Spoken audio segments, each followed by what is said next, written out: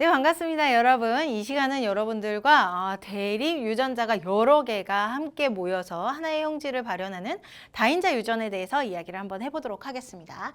자, 다인자 유전입니다. 하나의 형질을 발현을 할 거예요. 하나의 형질을 발현을 할 건데 이 형질을 발현할 때 일반적으로는 한 쌍의 대립 유전자만 관여하는 게 일반적인 사실이에요. 그런데 이렇게 한 쌍이 아니라 아주 여러 쌍들의 대립 유전자들이 함께 반응을 해서 하나의 우리 형질을 발현하는 유전 형태가 바로 다인자 유전이다라고 얘기를 하는 겁니다. 그래서 여러 쌍의 대립 유전자가 관여한다라고 볼 수가 있는 거죠.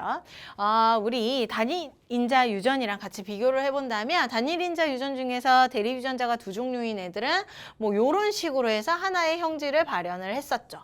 그리고 복대립 유전들 같은 경우는 대립 유전자의 종류가 3가지 이상이 되면서 뭐 이런 식으로 알파벳의 종류가 다르지만 결과적으로 한 쌍, 2개가 같이 만나서 하나의 형질을 발현을 했었죠. 하지만 오늘 공부하는 다인자 유전 같은 경우는 이런 식이에요. 라지 A, 스몰 a, 라지 B, 스몰 b, 그 다음에 FF, 뭐 DD 이런 식으로 여러 쌍의 대립 유전자들이 알파벳의 종류가 여러 개죠. 얘네들의 종류가 한꺼번에 같이 반응을 해서 하나의 형질을 발현하는 게 바로 우리 다인자 유전이다라고 볼 수가 있는 거죠. 자, 이렇게 다인자 유전들은 여러 쌍의 대립 유전자들이 같이 반응을 하기 때문에 형질의 종류가 굉장히 다양할 수가 있어요. 그래서 표현형이 다양하게 나타나고 뚜렷하지 않은 대립 형질이 뚜렷하지 않은 특징을 가지고 있습니다. 자, 그래프를 한번 보게 되면은 이제 키에 대한 유전인데 키가 우리 작은 사람부터 큰 사람까지 엄청 많은 스펙트럼을 가지고 있죠. 그렇게 많은 스펙트럼이 여러 유전자들이 관여를 해서 키라고 하는 하나의 형질을 발현을 했고 그 결과 다양한 표현형과 뚜렷하지 않은 대립 형질들이 나타나면서 이런 그래프를 갖게 되는 거예요. 자, 얘네들은 이렇게 우리 정규 분포 곡선이라고 얘기를 하죠. 이런 연속적인 변이의 모습을 갖게 됩니다.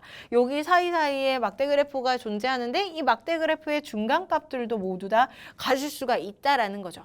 또 하나, 자, 이런 다인자 유전 같은 경우는 환경이 작용을 할 수가 있어요. 자, 그래서 여기에 안 써있지만 여기 있다. 환경이 작용을 할 수 있어요. 그래서 이 키에도 마찬가지로 환경이 딱 작용을 해.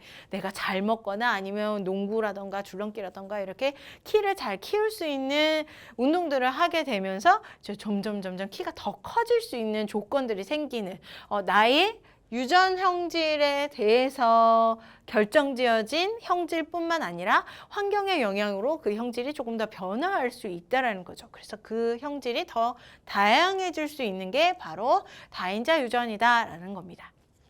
어렵지 않아요. 우리 단일인자 유전이랑 각각 비교를 했을 때 조금 대칭적인 모습을 가지고 있기 때문에 많이 어렵게는 풀지 않는데 문제에서 얘네들이 활용이 될 때, 다인자 유전이 활용이 될 때에 알파벳의 종류에 상관없이 우성, 열성을 그대로 가지고 가면서 우성의 개수에 따라서 여기 유전자의 우성의 개수에 따라서 혹은 열성의 개수에 따라서 형질을 다르게 표현을 하는 문제들이 대부분이에요. 자, 여기 피부색 유전 말고요. 다음으로 내려가서 아래쪽에서 보게 되면 여러분들 아래쪽에서 보게 되면은 피부색을 검게 만드는 유전자의 개수가 0에서부터 6개라고 얘기를 하고 있죠.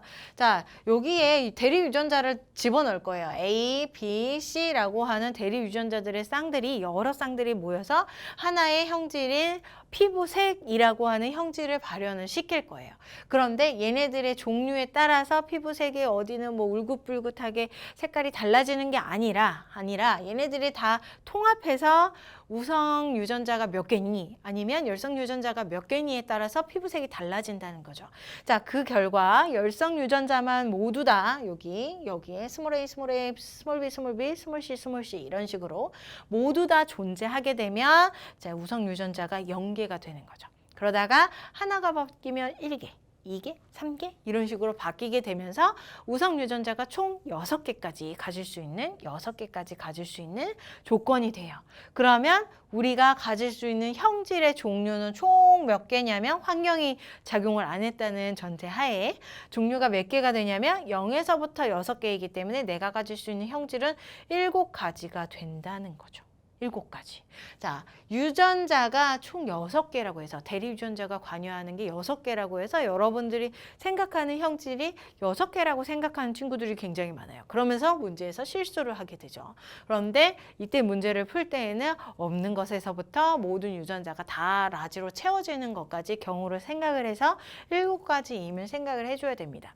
자, 대립 유전자가 6개일 때도 있고 뭐 8개일 때도 있겠죠. 8개이면 이제 0개일 때부터 8개일 때까지 해서 총 9가지의 대립 유전자의 형질들이 나타날 수가 있다라는 것을 유념해 두시면 될 것 같아요. 자, 다인자 유전에서는 어려울 게 없어요. 우리 연속적인 분포이다. 그다음에 여러 쌍의 대립 유전자가 한꺼번에 반응을 해서 하나의 형질을 발현한다. 이런 사실은 기본적인 사실이고 굉장히 쉽게 받아들일 수 있는 반면 이제 문제에 도입을 했을 때 요 사실 이제 열성과 우성의 유전자의 개수에 따라서 형질의 개수가 유전자의 개수보다 한 개 더 많아진다는 사실을 유념하시고 문제를 풀면 될 것 같습니다. 이해되셨죠? 자, 환경에 영향받는다는 것도 하나 리뷰 더 빠지지 않고 이야기를 하겠습니다. 자, 다인자 유전에 대해서는 문제가 나오면 굉장히 어렵게 나올 거예요. 다른 유전자의 파트랑 같이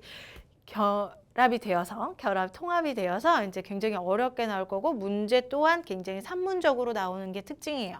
그래서 그런 산문적인 문제들을 기출을 통해서 연습하는 게 이제 가장 좋은 방법이다라고 미리 이야기를 하겠습니다. 자, 많이 어렵지 않죠? 이 시간은 굉장히 간단해요. 그동안의 기출에서도 최근의 기출에서도 나오지 않고 있기 때문에 자, 문제는 선별하지 않았습니다. 우리 다른 기출 문제들 잘 찾아보면서 연습하시기 바라겠습니다. 자, 여기까지 하도록 하죠. 수고 많이 하셨습니다.